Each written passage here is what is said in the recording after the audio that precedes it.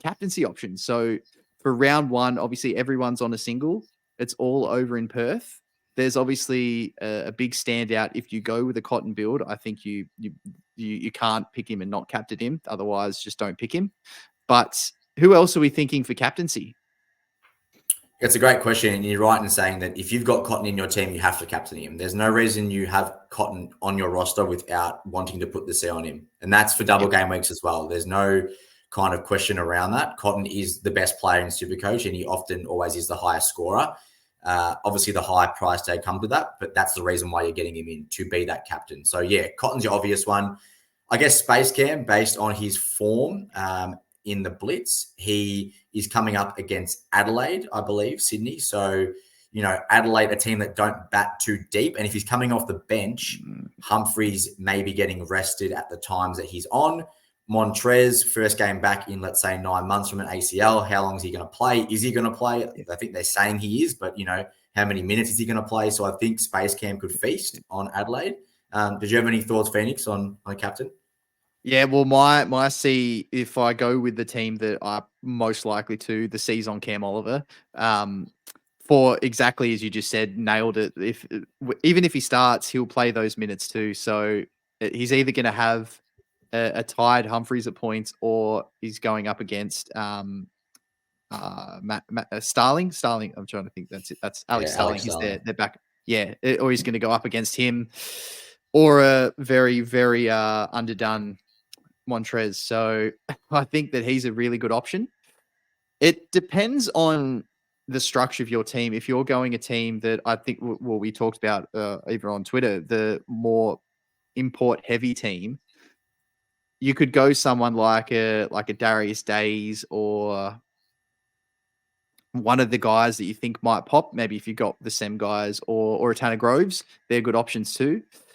I think for the team that you've got, and one of my options, another great shout is probably the most expensive player in it, in Derek Walton Jr. He's a good option too.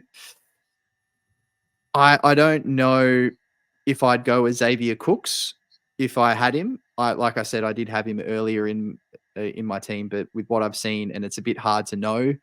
But like you said, he could just come out and then light it up. So if you've got a bit of a hunch, go for it. But yeah, I think the main thing is, if you've got Cotton, there's no point having him if you're not going to captain him.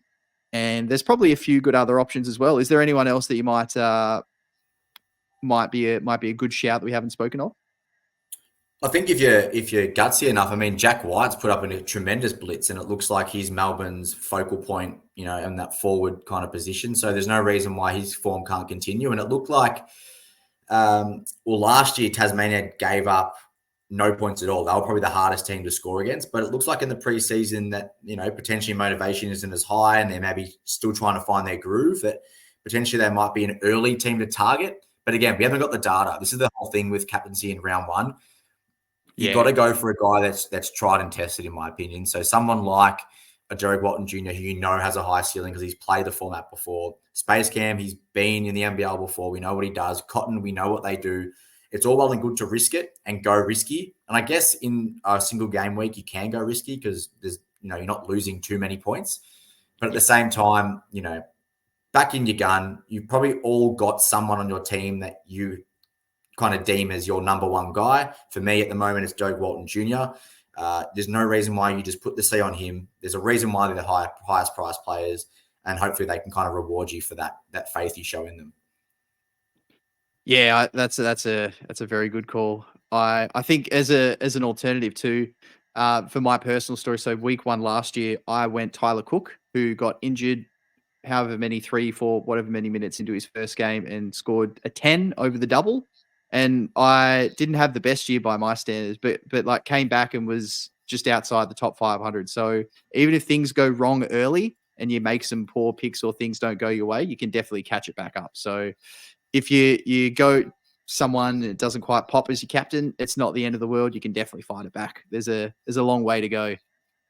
No, absolutely. Such a long season. And, I'm the same as you, Phoenix. Had weeks where I think I captained Mitch Creek the week that he had the double game week, but got injured in the first the knee, the knee in the showdown against United. So, you're already missing an extra game from your captain. And then I was lucky enough to captain Trey Carl when he had a triple-double, and he put up like literally a 70 Supercoach in one game. So, you know, you're going to hit him, you're going to miss him. That's the fun of it. You know, you gotta just go with your gut, go for the guys you like watching. That's what I end up doing anyway, just going for the guys I like watching.